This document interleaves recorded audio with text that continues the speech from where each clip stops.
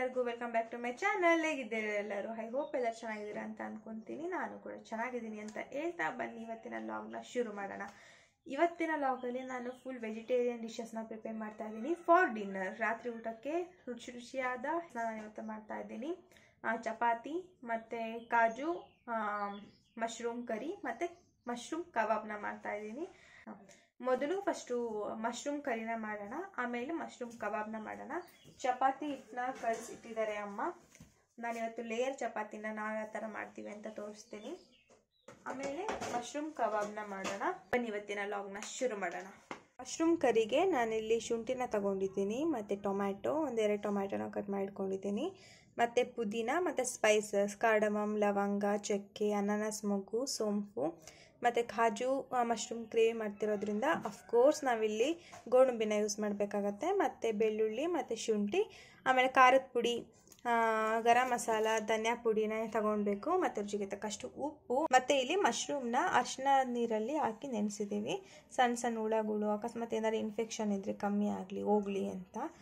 But ತುಂಬ fresh ಆಗಿದೆ mushroom ಇದು. ಇವತ್ತು ನಾನು ಚಿಕ್ಕಮಂಗ್ಳೂರಿಗೆ ಹೋಗಿದ್ನಲ್ಲ ಆವಾಗ ತೊಗೊಂಬಂದಿದ್ದೆ. ಇದರಲ್ಲೇ ಸ್ವಲ್ಪ ಕಾಜು ಮತ್ತು ಮಶ್ರೂಮ್ ಗ್ರೇವಿಗೆ ಯೂಸ್ ಮಾಡ್ತೀನಿ. ಇದರಲ್ಲೇ ಸ್ವಲ್ಪ ಕಬಾಬ್ನ ಕೂಡ ನಾನು ಇವಾಗ ಪ್ರಿಪೇರ್ ಮಾಡ್ತೀನಿ.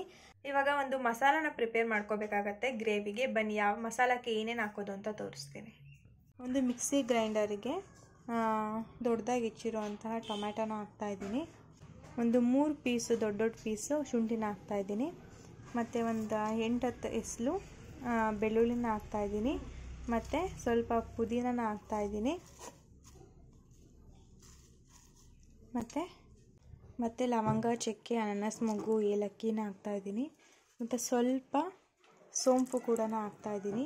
ಸೋಂಪು ಅಂತೂ ಗ್ರೇವಿಗಂತೂ ಒಳ್ಳೆ ಡಾಬಾ ಸ್ಟೈಲ್ ಟೇಸ್ಟ್ ಕೊಡುತ್ತೆ ಈ ಸೋಂಪು. ಹಾಗಾಗಿ ಸೋಂಪನ್ನ ಸ್ಕಿಪ್ ಮಾಡೋಕ್ಕೆ ಹೋಗಬೇಡಿ, ತುಂಬ ಒಳ್ಳೆ ಟೇಸ್ಟ್ ಕೊಡುತ್ತೆ ಈ ಸೋಂಪು ಹಾಕೋದ್ರಿಂದ, ಮತ್ತು ಡೈಜೆಷನಿಗೂ ಕೂಡ ಒಳ್ಳೆಯದು. ಮತ್ತು ಕಾಜುನ ಹಾಕ್ತಾಯಿದ್ದೀನಿ, ಗೋಡಂಬಿನ ಒಂದು 8-10 ಗೋಡಂಬಿನ ಹಾಕ್ತಾಯಿದ್ದೀನಿ. ಈಗ ಇದನ್ನು ಮಿಕ್ಸ್ ಮಾಡ್ಕೊಂಬರ್ತೀನಿ. ನೋಡಿ, ಸ್ವಲ್ಪ ನೀರು ಹಾಕ್ಕೊಂಡು ಪೇಸ್ಟ್ ಥರ ಮಾಡ್ಕೊಬಂದಿದ್ದೀನಿ. ಜಾಸ್ತಿ ನೀರು ಹಾಕಬೇಡಿ, ಯಾಕೆಂದರೆ ಟೊಮೊಟೊದ ಜ್ಯೂಸ್ ಇರುತ್ತಲ್ವ, ಹಾಗೆ ಜಾಸ್ತಿ ಮಾಡಬಾರ್ದು, ಇಲ್ಲ ತೆಳ್ಳಗಾಗಿ ಹೋಗ್ಬಿಡುತ್ತೆ ಗ್ರೇವಿ. ಹಾಗಾಗಿ ನಾನು ಸ್ವಲ್ಪನೇ ವಾಟರ್ ಹಾಕ್ಕೊಂಡು ಮಾಡ್ಕೊಬಂದಿದ್ದೀನಿ. ಇವಾಗ ಸ್ಟಾರ್ಟ್ ಮಾಡೋಣ. ಸ್ಟವ್ನ ಆನ್ ಮಾಡಿ ಒಂದು ಬಾಣಲಿನ ಇಟ್ಕೊಂಡಿದ್ದೀನಿ. ಅದಕ್ಕೆ ಬಾಣಲಿ ಕಾದ್ಮೇಲೆ ಅಡುಗೆ ಎಣ್ಣೆನ ಹಾಕ್ತಾಯಿದ್ದೀನಿ. 4 to 5 ಸ್ಪೂನಷ್ಟು ಅಡುಗೆ ಎಣ್ಣೆನ ನೀವು ಹಾಕ್ಕೊಳ್ಳಿ, ಬೇಕಾಗತ್ತೆ ಅಷ್ಟು. ಎಣ್ಣೆ ಈಗ ಕಾಯ್ದಿದೆ. ಎಣ್ಣೆ ಕಾದ್ಮೇಲೆ ಒಂದು 10 ಸ್ಪೂನಷ್ಟು ಜೀರಿಗೆನ ಹಾಕ್ಕೊತಾ ಇದ್ದೀನಿ. ನಿಮಗೆ ಗೊತ್ತು, ರೆಸ್ಟೋರೆಂಟ್ ಸ್ಟೈಲ್ ಬರಬೇಕು ಅಂದರೆ ಜೀರಿಗೆ ತುಂಬಾ ಇಂಪಾರ್ಟೆಂಟ್, ತುಂಬ ಒಳ್ಳೆ ಟೇಸ್ಟ್ ಕೊಡುತ್ತೆ. ನನಗಂತೂ ಜೀರಿಗೆ ಎಲ್ಲ ಡಿಶಸ್ಗೂ ನಾನು ಹಾಕ್ತೀನಿ, ಅದು ನಾನು ಮಾಡೋ ರೆಸಿಪೀಸ್ಗೆ. ಇವಾಗ ಒಂದು 8-6 ಗೋಡಂಬಿನ ಹಾಕ್ಕೊತಾ ಇದ್ದೀನಿ. ಅದು ತಿಂತಾ ಇರಬೇಕಾದ್ರೆ ಗೋಡಂಬಿ ಮಧ್ಯೆ ಸಿಕ್ತಿದ್ರೆ ತುಂಬ ಚೆನ್ನಾಗಿರುತ್ತೆ. ಹಾಗಾಗಿ ಗೋಡಂಬಿನ ಹಾಕ್ಕೊಂಡು ಫ್ರೈ ಮಾಡ್ಕೊತಾ ಇದ್ದೀನಿ. ಸ್ವಲ್ಪ ಗೋಲ್ಡನ್ ಬ್ರೌನ್ ಬರಲಿ ಗೋಡಂಬಿ. ಇವಾಗ ಈರುಳ್ಳಿನ ಹಾಕ್ತಾ ಇದ್ದೀನಿ. ಗೋಡಂಬಿ ಸ್ವಲ್ಪ ಬ್ರೌನ್ ಬಂದಾದ್ಮೇಲೆ ಈರುಳ್ಳಿನ ಸಣ್ಣದಾಗಿ ಎತ್ಕೊಂಡಿರೋ ಈರುಳ್ಳಿನ ಹಾಕ್ತಾ ಇದ್ದೀನಿ. ನೀವು ಯಾವುದೇ ಕರಿ ಮಾಡಬೇಕಾದ್ರೆ ಈರುಳ್ಳಿ ಎಷ್ಟು ಚೆನ್ನಾಗಿ ರೋಸ್ಟ್ ಆಗುತ್ತೋ, ಯಾವುದೇ ಆಗಿರಲಿ ಈರುಳ್ಳಿ, ಶುಂಠಿ, ಬೆಳ್ಳುಳ್ಳಿ, ಅಷ್ಟು ಎಣ್ಣೆಯಲ್ಲಿ ಚೆನ್ನಾಗಿ ಫ್ರೈ ಆದ್ರೇ ಅದು ತುಂಬ ಟೇಸ್ಟ್ ಕೊಡುತ್ತೆ. ಈರುಳ್ಳಿನೂ ಅಷ್ಟೇ ಗೋಲ್ಡನ್ ಬ್ರೌನ್ ಬರೋ ತನಕ ಚೆನ್ನಾಗಿ ಅದು ಎಣ್ಣೆಲಿ ಫ್ರೈ ಆಗಬೇಕು. ನಾನು ಎಲ್ಲ ಮೀಡಿಯಮ್ ಫ್ಲೇಮಲ್ಲೇ ಇಟ್ಕೊಂಡು ಮಾಡ್ತಾ ಇದ್ದೀನಿ. ಆ ಗೋಡಂಬಿ ಎಣ್ಣೆಲಿ ಫ್ರೈ ಆಗಬೇಕಾದ್ರೆ ತುಂಬ ಚೆನ್ನಾಗಿ ಪರಿಮಳ ಬರ್ತಾ ಇದೆ.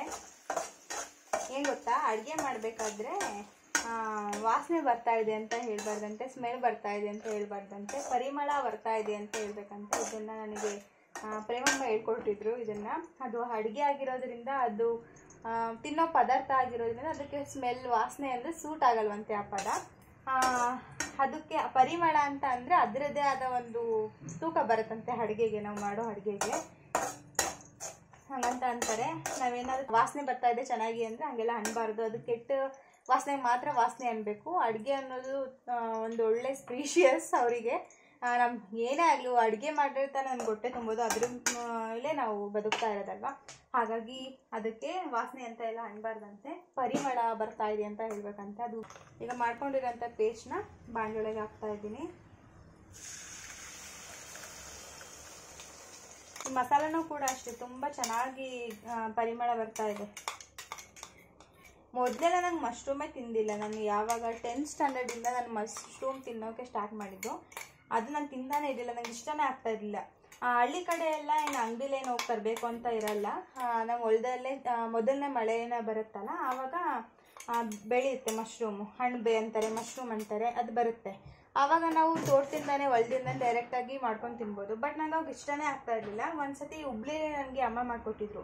ಅವರು ಕೂಡ ಚಪಾತಿ ಮಾಡಿ ಗ್ರೇವಿ ಮಾಡಿದರು. ಆವಾಗ ನನಗಂತೂ ತುಂಬ ಇಷ್ಟ ಆಯಿತು. ಆವಾಗಿಂದ ನನ್ನ ಮಶ್ರೂಮ್ ನನಗೆ ಫೇವ್ರೇಟ್ ಆಗಿಬಿಟ್ಟಿದೆ.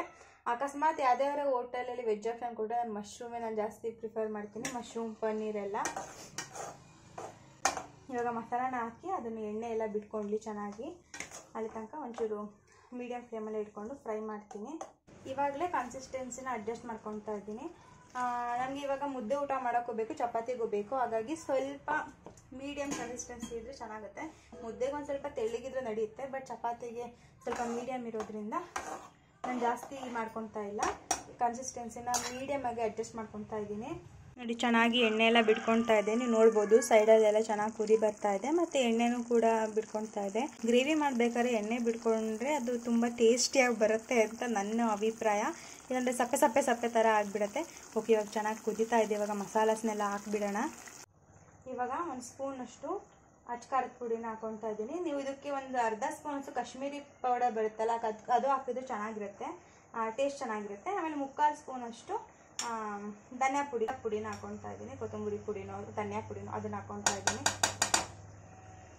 ಮತ್ತು ಒಂದು ಅರ್ಧ ಸ್ಪೂನಷ್ಟು ಗರಂ ಮಸಾಲಾನ ಹಾಕ್ತಾಯಿದ್ದೀನಿ. ನಾನು ಗರಂ ಮಸಾಲಕ್ಕೆ ಈ ಥರ ಉದುರಿಸೋಕೆ ನನಗೆ ಇಷ್ಟ. ಗೊತ್ತಾಗುತ್ತಲ್ಲ ಕನ್ಸಿಸ್ಟೆನ್ಸಿ. ಒಂದು ಅರ್ಧ ಸ್ಪೂನಷ್ಟು ಹಾಕಿದ್ರೆ ಚೆನ್ನಾಗುತ್ತೆ.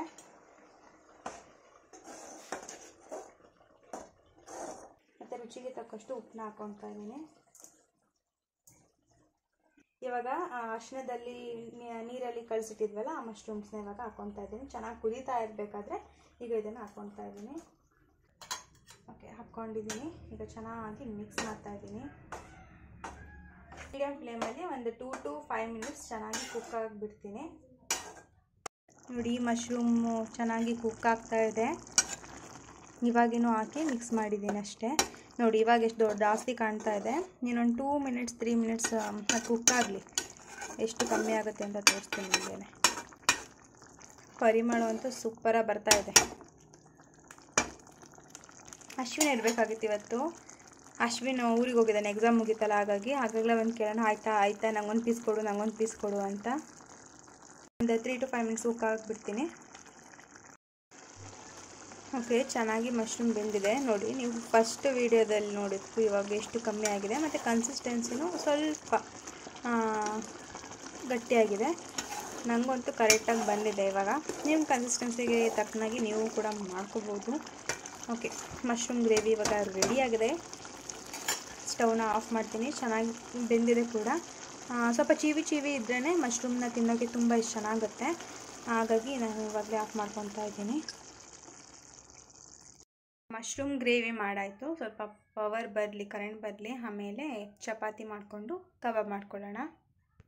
ಮಶ್ರೂಮ್ ಕಬಾಬ್ ಮಾಡೋದಕ್ಕೆ ಒಂದು ಪಾತ್ರೆಗೆ ಉಳಿದಿರೋ ಮಶ್ರೂಮ್ ಇಟ್ಕೊಂಡಿದ್ನಲ್ಲ ಅದನ್ನು ಹಾಕ್ಕೊತಾ ಇದ್ದೀನಿ. ನೀರನ್ನೆಲ್ಲ ರಿಮೂವ್ ಮಾಡಿ ಹಾಕ್ಕೊತಾ ಇದ್ದೀನಿ, ಏಕೆಂದರೆ ಅದು ನೀರು ಥರ ಆಗಿಬಿಡುತ್ತೆ ಅಂತ. ಅದಕ್ಕೆ ಒಂದು 2 to 3 ಸ್ಪೂನಷ್ಟು ಶುಂಠಿ ಬೆಳ್ಳುಳ್ಳಿ ಪೇಸ್ಟ್ನ ಹಾಕ್ಕೊಂಡು 1.5 ಸ್ಪೂನಷ್ಟು ರೈಸ್ ಫ್ಲೋರ್ನ ಹಾಕ್ಕೊಂಡು ಕ್ರಿಸ್ಪಿನೆಸ್ ಬರುತ್ತೆ ಅಕ್ಕಿ ಹಿಟ್ಟು ಹಾಕೋದ್ರಿಂದ. ಮತ್ತು 2 ಸ್ಪೂನಷ್ಟು ಕಾರ್ನ್ಫ್ಲೋರ್ನ ಹಾಕ್ಕೊತಾ ಇದ್ದೀನಿ. ಮತ್ತು ಒಂದು ಎಂಟೈರ್ ಪ್ಯಾಕಷ್ಟು ಕಬಾಬ್ ಮಸಾಲಾನ ಹಾಕ್ಕೊತಾ ಇದ್ದೀನಿ. ಮತ್ತು ನಾನಿಲ್ಲಿ ಎಗ್ಗನ್ನ ಕೂಡ ಬಳಸ್ತಾ ಇಲ್ಲ. ಫಸ್ಟು ಒಂದು ಸತಿ ಹಾಗೆ ಮಿಕ್ಸ್ ಮಾಡಿಕೊಂಡು ಸ್ವಲ್ಪನೇ ನೀರು ಹಾಕ್ಕೊಂಡು ಕಳಿಸ್ಕೊಂಡೆ. ನೀರನ್ನ ಹಾಕ್ಕೋಬೇಕಾದ್ರೆ ನೋಡ್ಕೊಂಡು ಹಾಕ್ಕೊಳ್ಳಿಲ್ಲ, ಜಾಸ್ತಿ ಆಗಿಬಿಡತ್ತೆ. ನಾನು ಈ ಕಬಾಬ್ ಮಾಡೋಕ್ಕೆ ಎಗ್ನ ಯೂಸ್ ಮಾಡಿಲ್ಲ. ಸೊ ಇಟ್ ಈಸ್ 100% ವೆಜಿಟೇರಿಯನ್ ಅಂತಲೇ ಹೇಳ್ಬೋದು. ನಾನು ನೀರನ್ನೇ ಹಾಕ್ಕೊಂಡು ನಾನು ಇಲ್ಲಿ ಕಳಿಸ್ಕೊತಾ ಇದ್ದೀನಿ. ಎಷ್ಟು ಬೇಕೋ ಅಷ್ಟು ನೀರನ್ನ ಹಾಕ್ಕೊಂಡು ಕಳಿಸ್ಕೊಂಡು 30 ಮಿನಿಟ್ಸ್ ಹಾಗೆ ಬಿಡ್ತಾ ಇದ್ದೀನಿ. ಅಷ್ಟೊತ್ತಿಗೆ ಅಮ್ಮ ಚಪಾತಿನ ಮಾಡ್ಕೊತಾ ಇದ್ದಾರೆ. ಚಪಾತಿ ಹಿಟ್ಟನ್ನು ಒಂದು 30 ಮಿನಿಟ್ಸ್ ಮುಂಚೆನೇ ಕಳಿಸಿ ನೆನೆಯೋಕೆ ಇಟ್ಟಿದ್ರು ಅಮ್ಮ. ಇವಾಗ ಒಂದು ಬಾಲ್ ಸೈಜ್ ಚಪಾತಿ ಹಿಟ್ಟನ್ನ ತಗೊಂಡು ಈಗ ರೋಲ್ ಮಾಡ್ಕೊತಾ ಇದ್ದಾರೆ. ಅಂದರೆ ಫುಲ್ ರೋಲ್ ಮಾಡ್ಕೊಳಂಗಿಲ್ಲ, ಸ್ವಲ್ಪ ದಪ್ಪವಾಗಿ ರೋಲ್ ಮಾಡ್ಕೊಂಡಾದ್ಮೇಲೆ ಅದಕ್ಕೆ ಸ್ವಲ್ಪ ಹಿಟ್ಟನ್ನು ಉದುರಿಸಿ ಸ್ವಲ್ಪ ಕುಕ್ಕಿಂಗ್ ಆಯಿಲ್ನ ಹಾಕಿ ಈ ಥರ ಫೋಲ್ಡ್ ಮಾಡ್ಕೋಬೇಕು. ಮತ್ತು ಅನದರ್ ಸ್ಟೆಪ್ ಕೂಡ ಆ ಥರನೇ ಮಾಡ್ಕೋಬೇಕು. ಕುಕ್ಕಿಂಗ್ ಆಯಿಲ್ನ ಈ ಥರ ಬ್ರಷಲ್ಲಿ ಬ್ರಷ್ ಮಾಡ್ಕೊಬಿಟ್ಟು ಸ್ಪ್ರೆಡ್ ಮಾಡ್ಕೊಬಿಟ್ಟು ಅದಕ್ಕೆ ಅದ್ರ ಮೇಲೆ ಮತ್ತೆ ಹಿಟ್ಟನ್ನು ಹಾಕ್ಕೊಂಡು ನಾವು ಫೋಲ್ಡ್ ಮಾಡ್ಕೋಬೇಕು. ಈ ಥರ ಮಾಡೋದ್ರಿಂದ ಚಪಾತಿ ಸಾಫ್ಟಾಗೂ ಬರುತ್ತೆ ಮತ್ತು ತುಂಬ ಟೈಮ್ ಕೂಡ ಇಟ್ಕೋಬೋದು. ಸ್ಕೂಲು ಕಾಲೇಜಿಗೆ ಕೂಡ ತಗೊಂಡೋದ್ರೂ ಸಾಫ್ಟಾಗೇ ಇರುತ್ತೆ. ನೋಡಿ ಈ ಥರ ಸ್ಪ್ರೆಡ್ ಎಲ್ಲ ಮಾಡ್ಕೊಂಡಾದ್ಮೇಲೆ ಮತ್ತೆ ಹಿಟ್ಟನ್ನು ಹಾಕ್ಕೊಂಡು ಈ ಥರ ರೋಲ್ ಮಾಡ್ಕೋಬೇಕಾಗತ್ತೆ. ನೀವು ಮನೇಲಿ ಯೂಶ್ವಲಿ ಯಾವ ಸೈಜಲ್ಲಿ ಮಾಡ್ಕೊತೀರೋ ಆ ಥರ ಚಪಾತಿನ ಮಾಡಿಕೊಂಡು ತವಾದಲ್ಲಿ ಸ್ವಲ್ಪ ಎಣ್ಣೆ ಅಥವಾ ತುಪ್ಪನ ಹಾಕ್ಕೊಂಡು ಎರಡೂ ಕಡೆ ಚೆನ್ನಾಗಿ ಬೇಯಿಸ್ಕೊಂಡ್ರೆ ಸಾಫ್ಟ್ ಚಪಾತಿ ರೆಡಿ ಆಗುತ್ತೆ. ಅಮ್ಮ ಚಪಾತಿ ಮಾಡೋಷ್ಟೊತ್ತಿಗೆ ನಾನು ಕಬಾಬ್ನ ಫ್ರೈ ಮಾಡ್ಕೊಳ್ಳೋಣ ಅಂತ ಇಲ್ಲಿ ಎಣ್ಣೆನ ಬಿಸಿ ಮಾಡೋಕೆ ಇಟ್ಟಿದ್ದೀನಿ.